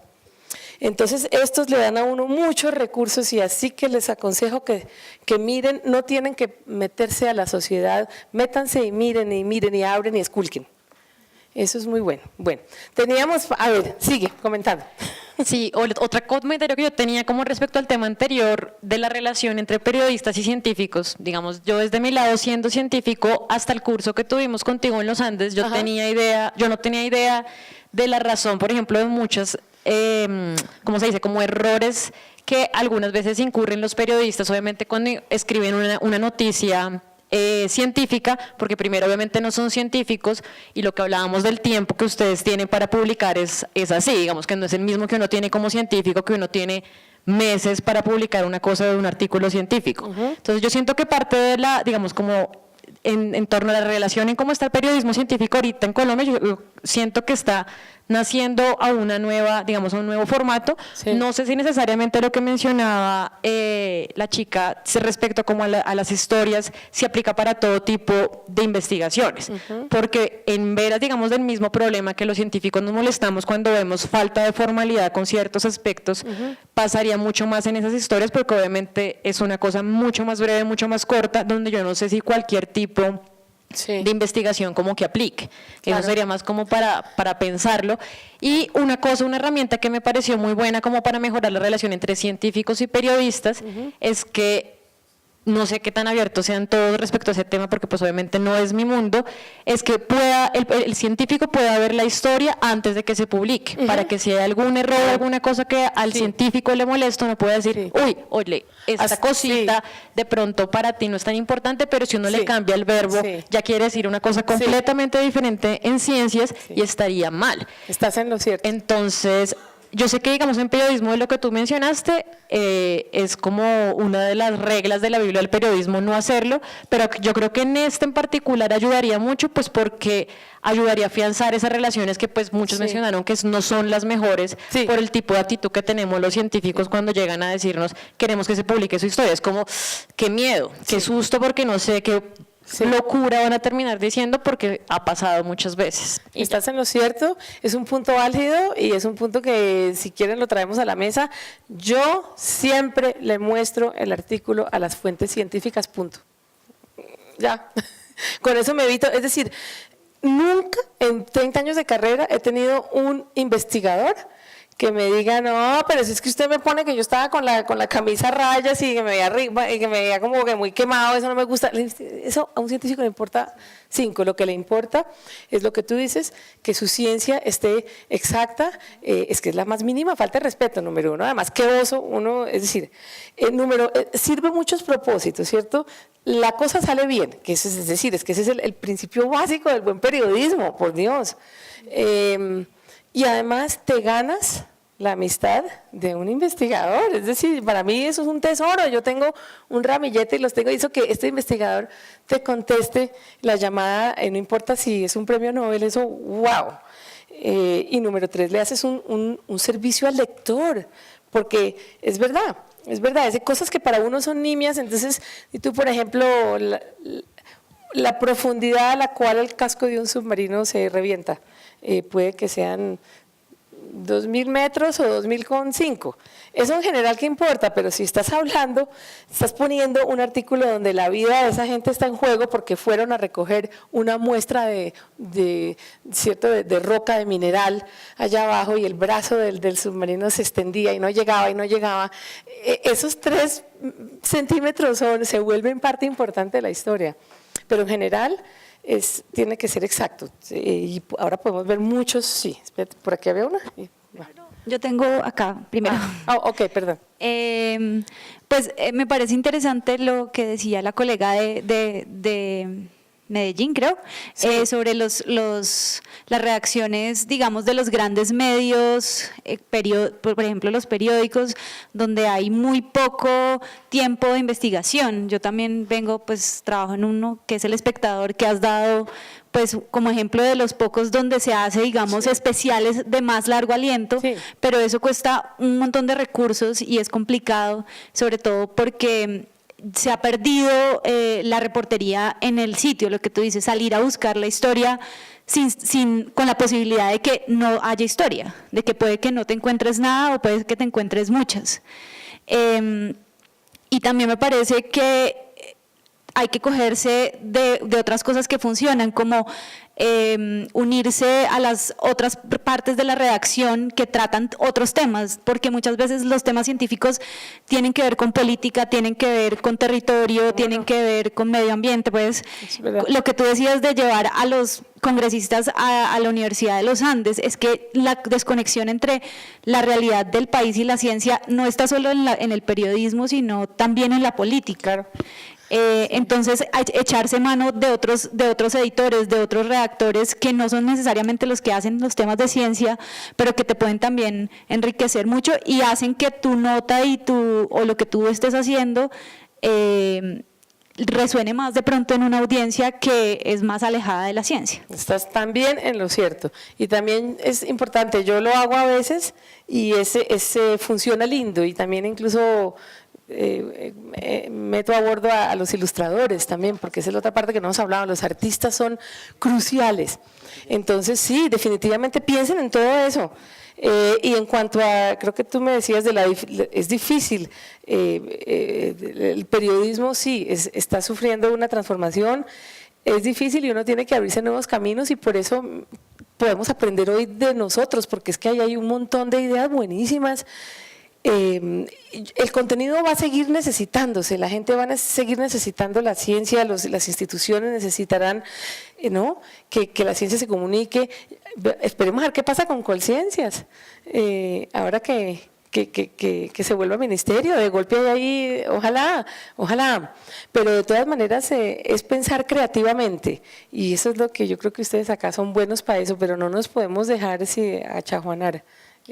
¿Tú tenías? Bueno, yo creo que era sobre el mismo punto, Sí. es que en el periodismo científico hay un nicho como clave en tomadores de decisiones, ¿cierto? Que son estos conciencias, pero en todos los ministerios uno puede encontrar, si ustedes revisan la institucionalidad, los ministerios todos tienen algún centro de investigación, por Sí. ejemplo. Entonces, una cosa que casi no hemos discutido, los centros de investigaciones relacionados con el sistema ambiental, o sea, son un poco y desfinanciados además. Entonces, digamos, ahí hay un nicho interesante, iba en esa misma línea, y dos pruebas de eso, dos puntos para encontrar. Uno, los debates en el Congreso sobre temas ambientales, pero sobre temas de todo tipo, o sea, de todo tipo, incluso los temas de satélites y demás. Eso es valiosísimo para poder hacer, digamos, ahí hay material de sobra. Sí. Y un ejemplo es lo que sí no se ha podido, que por ejemplo la Biblioteca del Congreso tenga una sección para temas, para debates que han hecho los congresistas sobre temas científicos, que los hacen además sin saber, ¿no? No los catalogan, no los etiquetan como tal, pero allí yo creo que habría un intento interesante además con la asociación para poder abrir esa sección de que lo tiene, por ejemplo, Estados Unidos lo tiene, la Biblioteca del Congreso norteamericano tiene esa fuente de información, están todos los debates de los congresistas y es en último los que toman decisiones. Pues me parece espectacular eso que tú dices, eso hay que llevarlo a la Asociación Colombiana de Periodismo Científico y me encantaría que los que estén interesados entren, me escriban y yo mando todo ese pocotón de emails a Jimena y entonces estamos tratando también de hacer como reuniones locales, porque pues hay gente que vive en otras ciudades del país, entonces que el capítulo de la ACPC de Bogotá se reúna donde pueda, ojalá donde nos den un espacio. Ya yo tengo el espacio, claro. Uno de nuestros miembros trabaja en Colsubsidio y nos propone, siempre nos ha ayudado al sitio de Colsubsidio, no solo el teatro, sino el sitio chiquito, hay como un sitio ahí. Entonces ya tenemos uno, espero que el Banco de la República, estoy segura que no es sino pues decirle a todos los chicos del Banco de la República que nos abrirán, entonces que se reúnan y lo mismo capítulo Medellín, que se reúnan allá y hablen, y sí, pero gracias, bueno, eso es regio, contribuciones, no se le olvide, yo no estoy tomando nota, alguien tiene que tomar nota de estas cosas. Bueno, dele. Bueno, me voy a regresar un poco a un punto que tocó una de las compañeras. Sí. Digamos que yo trabajo para una agencia de noticias de una Sí. universidad y digamos que en esa experiencia pues he tenido la oportunidad de abordar muchos temas, o sea, no solamente desde la biología, sino también desde la física, matemáticas y todo el tema. Y sucede a veces que es en algo en que nos sentimos como un poco como el desafío de los periodistas, es que como siempre estamos en el medio de los científicos, a veces terminamos adoptando ciertos conceptos que terminan en el texto, ¿sí? Entonces es un desafío muy complicado porque también para ellos obviamente es súper difícil que ciertos términos no se pueden cambiar y entonces entramos en esa, digamos, en ese diálogo de miremos cómo podemos tratar de que la persona, el lector, que es el último del que llega el texto, pues lo pueda entender.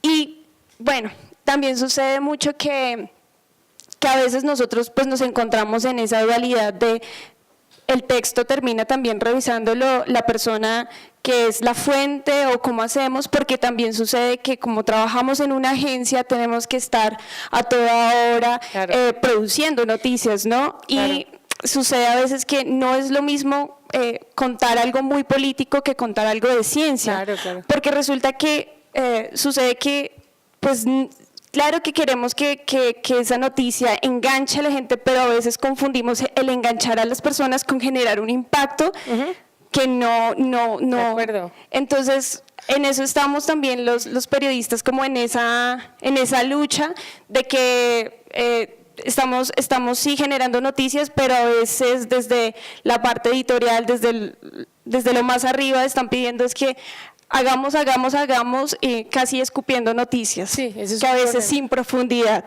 por el tema del tiempo, de que tenemos que generar impacto, entonces Ese es un deja de problema. lado todo el tema de lo profundo. Ese es un problema, ya vamos con N+1. Ese es un problema. El impacto de la cosa es que uno tiene que, claro, en política, obviamente el político va a querer que, no, yo no le mando, es decir, yo lo que hago, cuando el artículo tiene esta mezcla de fuentes, yo agarro las cosas que me dijo el investigador y se las mando a él o a ella y le digo, mira, ¿podrías? Pero no, el político, sí, no, eso sí ya es otro plan.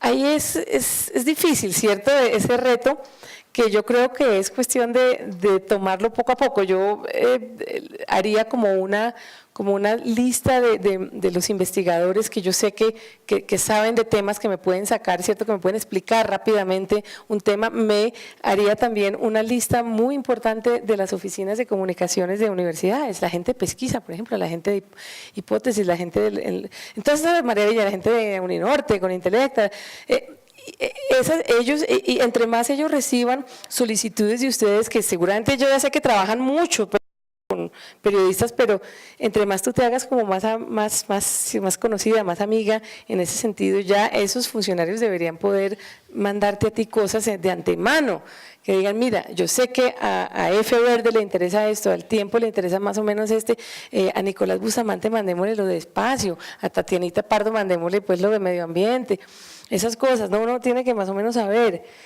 pero en cuanto a la rapidez, te toca a ti misma, eso es como tu reto personal.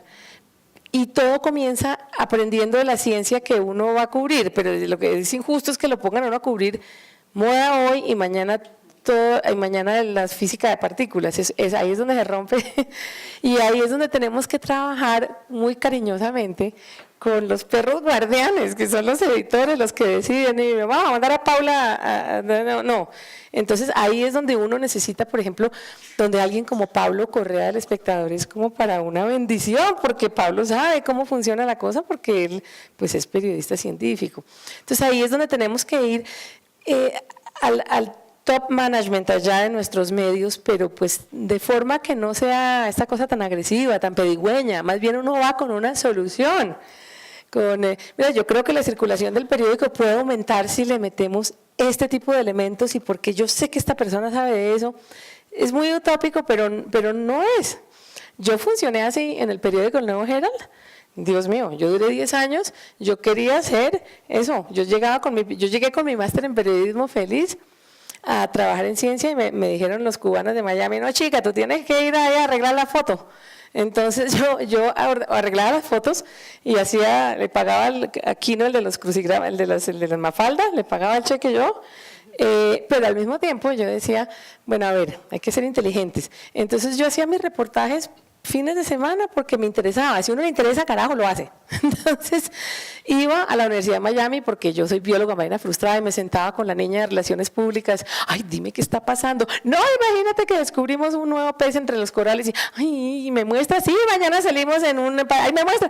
Entonces se devolvía y sacaba estos artículos en el periódico, pero los editores en español me decían, pero no, chica, eso no nos interesa. Entonces yo, ¿qué hacía? Se los vendía a los gringos en inglés, y la ira de la editora porque salía en inglés con las felicitaciones del publisher, del director del periódico en inglés, que era el papá del otro. Entonces me la gané, pero bueno, de todas maneras funcionó muy bien.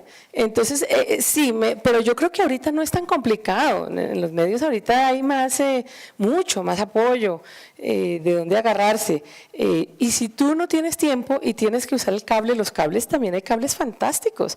Es decir, por Dios, EFE es una organización muy buena. Lo que pasa es que uno tiene que adaptar realmente lo que dice EFE, porque a lo mejor está sesgado hacia España o qué sé yo.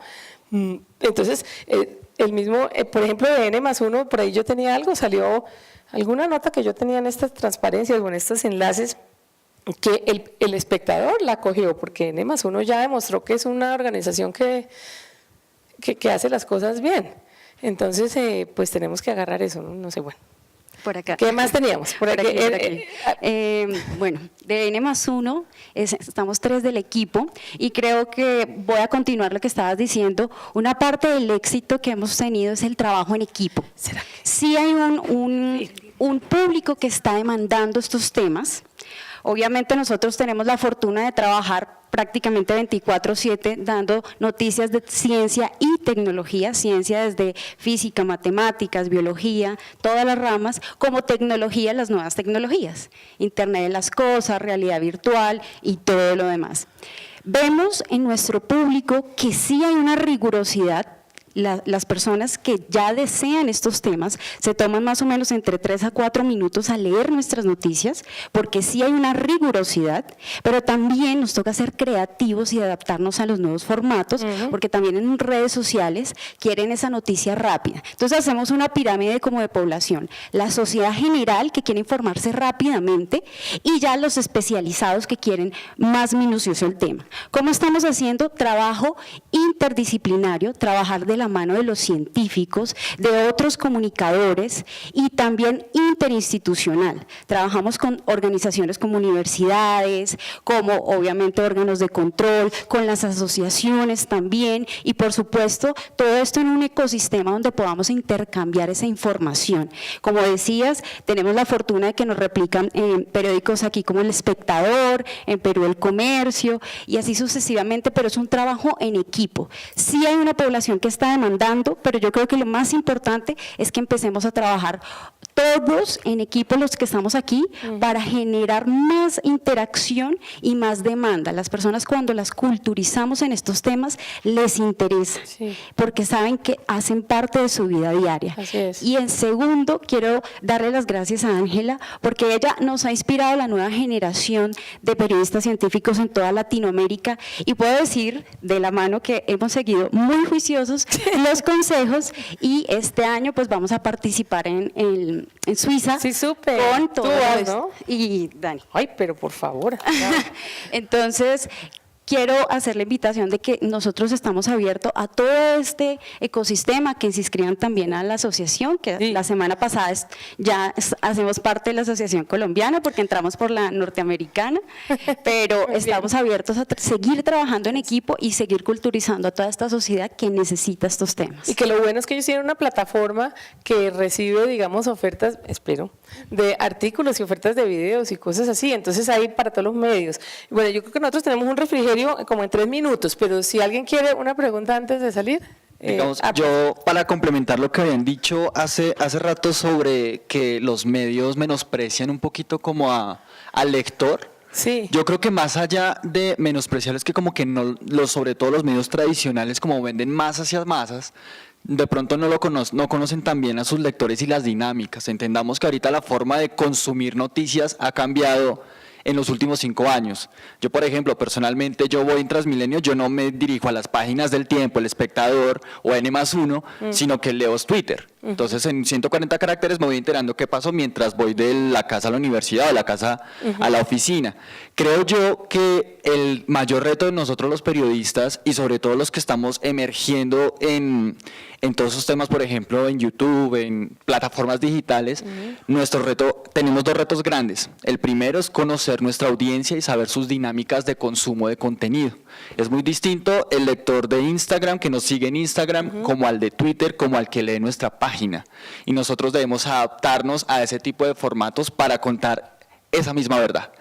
Y el segundo reto, que a mí me gusta llamarlo, es como tener una relación simbiótica entre los investigadores y nuestra audiencia. Nosotros estamos como en la mitad de esa balanza, en que nosotros obviamente tenemos que tener una rigurosidad en la información que nosotros estamos brindando, que cumpla, digamos, como con los parámetros que la investigación da, ¿sí? Pero también tenemos que hacer un artículo amigable, porque tenemos que tener en cuenta que todo mundo lee ciencia, a todo mundo le interesa la ciencia, y digamos, la audiencia puede ser desde la señora del aseo de una compañía hasta el presidente de la misma compañía puede estar leyendo artículos de ciencia, y nosotros tenemos que manejar como ese balance de una lectura agradable, una lectura interesante, pero que maneje la rigurosidad periodística que debe tener, pero que también como que lo que hablábamos hace poquito, que tenga como ese aval del investigador para que pueda ver publicándose ese contenido.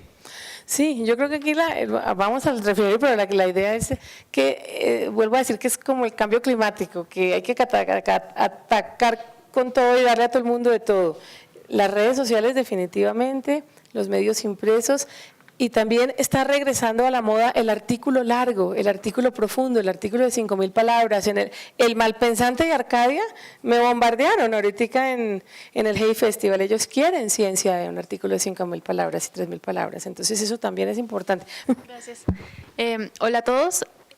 Yo quiero contarles un poquito la experiencia que estamos manejando en Pesquisa Javeriana porque me llamaba mucho la atención, digamos que ciertas inquietudes o dudas que mencionaron ahorita. Entonces, la primera un poco es cómo desde pesquisa estamos manejando la conversación con los investigadores, porque pues como bien es un medio de divulgación científica de una universidad, estamos y tenemos, digamos que un campo muy grande que son todas las facultades de la universidad, desde ciencias exactas, ciencias sociales, humanidades, artes.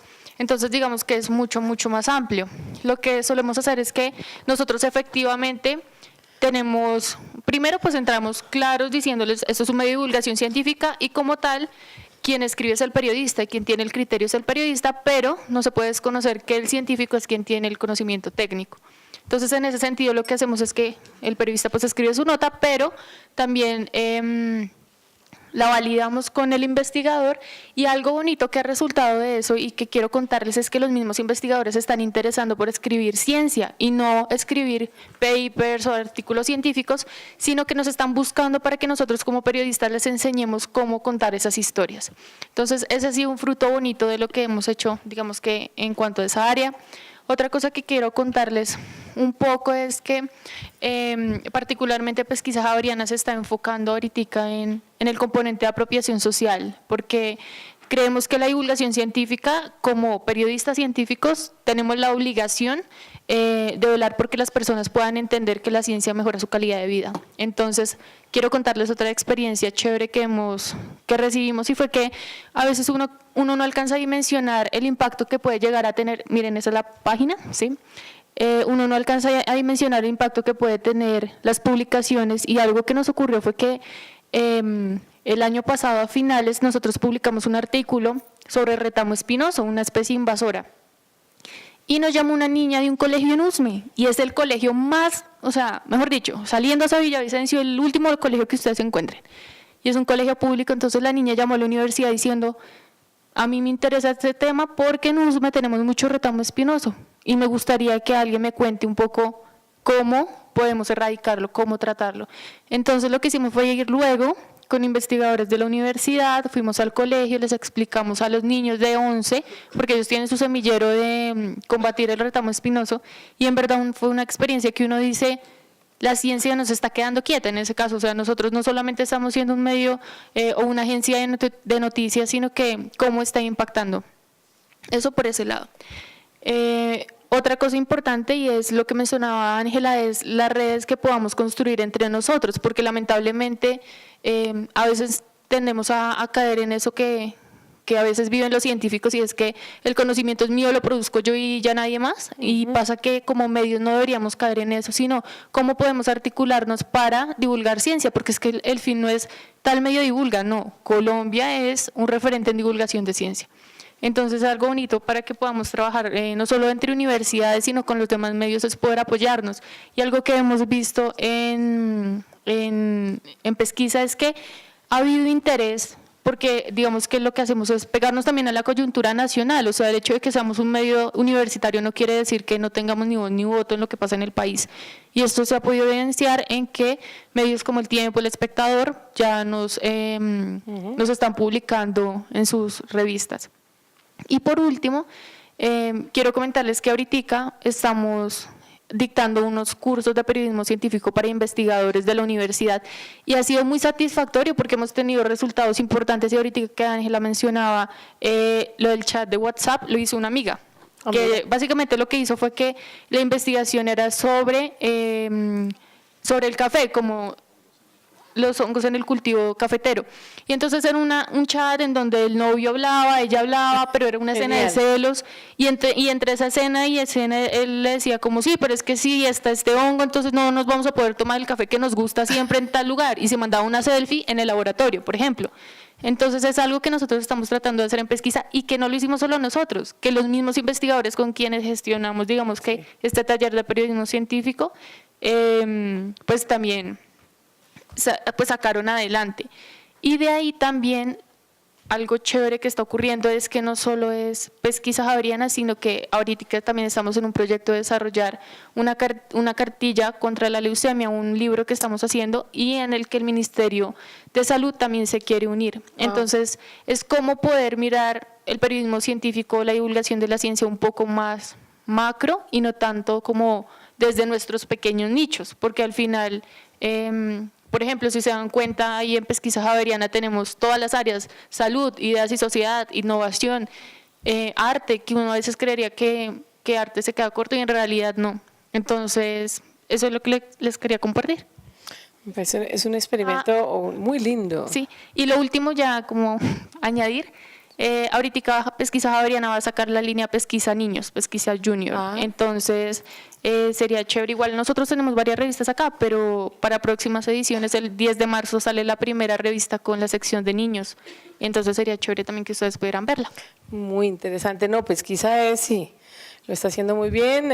Ahora yo estoy con la Intelecta de la Universidad del Norte, y son todos estilos diferentes, que eso es lo que me encanta, pero ahí lo importante es ese trabajo en conjunto. A mí hay una cosa que me pasa, que a veces veo que estamos como muy cada uno por su lado, o cada profesión por su lado, pero no hay como unirnos con los… Para mí el matrimonio perfecto siempre ha sido el periodista con el científico, pero le faltaba la argolla del comunicador, de la persona de la oficina de comunicaciones de los lugares. Entonces ese trípode es muy poderoso, y sí sería genial que en estos talleres nazcan todas esas ideas, que ustedes vienen todos de sitios distintos, pero aquí hay un montón de mentes y de proyectos y de contactos buenísimos, así que ojalá hagan bastante networking.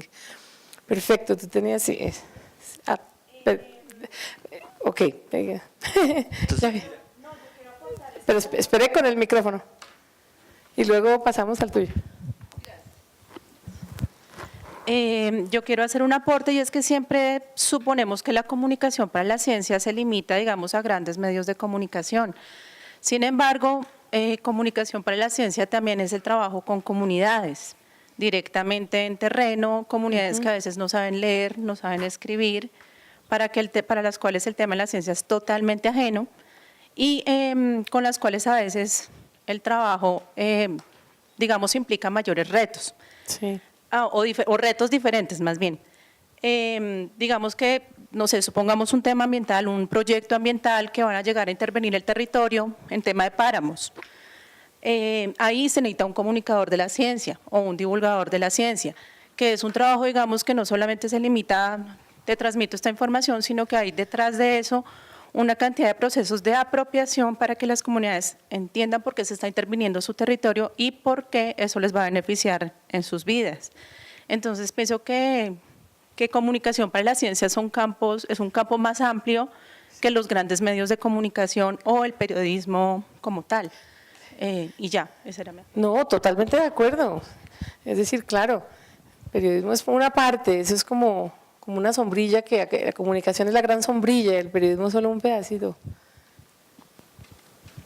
Bueno, pues yo tengo 4 preguntas, teniendo en cuenta que el taller está en un marco de comunicación y ciencia, ¿sí? Teniendo en cuenta esos 2 marcos. Primer pregunta, ¿qué importancia tiene la credibilidad y la confianza en información de divulgación científica? Por ejemplo, en tiempos de posverdad. ¿Qué impacto puede generar la información científica de divulgación en la construcción de significado y sentido en la sociedad? Y la otra, por ejemplo, en este momento de noticias o información falsa. ¿Cómo lograr un equilibrio entre la profundidad y la simplicidad del contenido científico? Perfecto. ¿Cuál es la responsabilidad profesional y ética de un periodista o comunicador científico? Creo que buenísimas, y todas creo que están en alguna parte de estas transparencias, pero básicamente la respuesta de cómo evitar la noticia falsa es 2 palabras: conociendo la ciencia, estudiándola, uno como comunicador y periodista. Si nosotros no tragando entero, no yendo a la fuente original, que es todo lo que viene en estas diapositivas de la ciencia. Ahora les digo dónde busco yo fuentes originales, pero pues ustedes ya son dueños de muchas porque están en las universidades. necesitamos sobre todo algo que se había perdido, que es el fact-checking, el chequeo de todo. Les iba a compartir en algún momento el proceso de fact-checking tan violento que me hace Scientific American y la revista Nature. Yo publiqué en octubre un artículo que era chiquitico porque eran fotos que tomó mi amigo, un fotógrafo que fue conmigo un sobrevuelo sobre el Polo Sur con un avión de la NASA para medir qué tanto se estaba derritiendo el hielo. Eso lo pusimos en Nature y yo escribí los pies de fotos y una introducción de 700, la vaina tenía 700 palabras nomás. El proceso de fact-checking fue una cosa de una rigurosidad que yo creo que raya en, a veces yo digo, pero ¿cómo así? Es decir, yo tenía que poner dárselos al editor, footnotes y con los enlaces a cosas como ese avión, dónde lo hicieron, cuándo lo hicieron, si realmente lo hicieron y preciso. El editor corrige con toda la razón.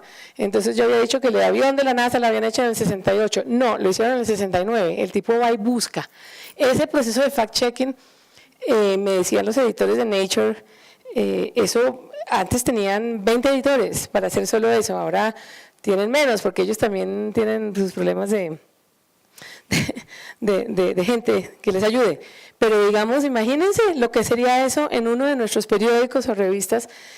A mí a veces me angustia porque a mí a veces no me corrigen y a veces uno trata y trata y trata, pero hasta García Márquez necesita un editor y un fact-checking. Entonces hay ahí viene la credibilidad, un medio que tiene todo este respaldo, no hay manera de poner noticia falsa. Y hay una compañía que ahora la tengo en alguna diapositiva en Colombia que está haciendo chequeo de datos, fact-checking, más que todo con cosas como políticas. Y yo, ¿cómo es que se llama? Ahorita buscamos. Sí, algo así. Y creo que era La Silla Vacía o algo así, estaba haciendo algo chévere, ¿no? Bueno. Yo en una reunión que tuvimos, en la única que hemos tenido así como plenaria con la Asociación Colombiana de Periodismo Científico con subsidio, les dije, ¿por qué no posicionamos a esta asociación como una asociación que empiece una herramienta de fact-checking de ciencia? Entonces ahí les echo a rodar esa bola pues para ver si ustedes también se meten con ese burro, que es importantísimo. Y entonces la credibilidad pues está metida en todo eso. Por favor, sígueme preguntando en las otras preguntas que dejé por fuera a medida que vayamos sacando algunas de estas como cosas como más de contenido. Yo tenía esto aquí aparte. Pues venga, tomamos algo, pues se me van a desecar ¿Y seguimos? Y seguimos donde estábamos. Póngale pausa al video.